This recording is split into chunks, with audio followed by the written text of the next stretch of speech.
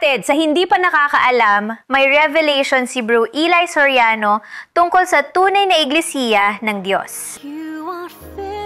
Welcome again to Faithful Believer. If you're not faithful, you're not a perfectly believer. And if you haven't subscribed yet, please do so for me. Ang revelation ni Bro Eli Soriano tungkol sa tunay na iglesia ng Diyos. Ating pakinggan si Bro Paul Alima sa masinsinang paghimay sa bawat issue. Hindi lang basta paliwanag, ito'y paglalantad ng katotohanan.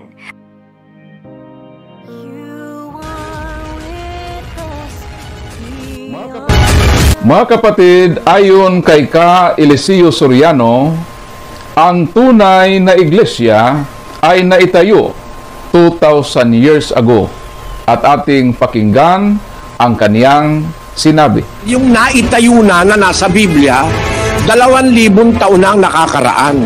Kasi yung nasa Biblia, di mo naman kailangan itayo. Natayo na nga yun 2,000 taon na nakakaraan. At base sa panahon, ang Iglesia Katolika, ang iglesyang naitayo 2,000 years ago, ayon mismo sa sariling bunganga ni Ka Eliseo Soriano. Ang konklusyon ko, sino ba ang nagtayo ng Iglesia Katolika? Hindi ko kilala yung mga tao na yun, hindi pa ako buhay noon. Yung relihiyon na yan, hindi ko kilala yung mga taong nagtayo, hindi pa ako tao noon 2,000 years ago. 2,000 years ago. 2,000 years ago. At ang tunay na iglesia ng Diyos na naitayo 2,000 years ago ay mga obispo, ang pinagkatiwalaan ng Espiritu Santo na tagapamahala at tagapangalaga nito, ayon mismo sa programa ni Ka Eliseo Soriano. Basahin natin ang 20:28 ng Gawa. Ingatan ninyo ang inyong sarili at ang buong kawan na sa kanila'y ginawa kayo ng Espiritu Santo na mga obispo, upang pakanin ninyo ang iglesia ng Diyos na binili niya ng kaniyang sariling dugo. Kung ang iglesia ni Soriano ay ang tunay na iglesia ng Diyos, ang tanong, sino ang kanilang mga obispo ngayon? Pabalik sa panahon ng mga apostol 2,000 years ago.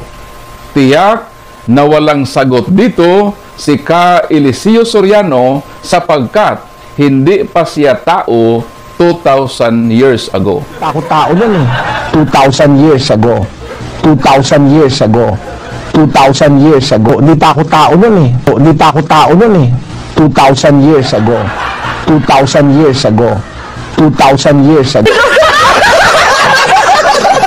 Kung hindi alam ni Ka Eliseo Soriano ang nagtatag o nagtayo ng Iglesia Katolika, tayo po ay alam natin kung sino ang nagtatag ng samahan ni Ka Eliseo Soriano na members Church of God International.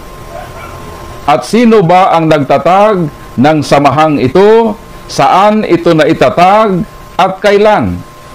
Atin pong tingnan ang sagot ng Google sapagkat tapat po ang impormasyon na kaniyang ibinibigay. So ayon sa Google, ang founder ng Church of God International ay si Eliseo Soriano. Kailan naitatag? Ang sagot, 1980. Saan? Sa Pampanga, Philippines. So ang iglesia o samahan ni Soriano na members Church of God International ay natatag pala ni Soriano noong 1980 sa Pampanga. So ibig sabihin, mas nauna pa pala ang Bino Kulapo. Kailan nagsimula ang Bino Kulapo? Ang sagot, noong 1933. So ang tanong, alin ang nauna? Ang iglesia ni Soriano o ang Bino Kulapo? So maliwanag na mas nauna pa ang binukulapo sa iglesyang itinatag ni Soriano.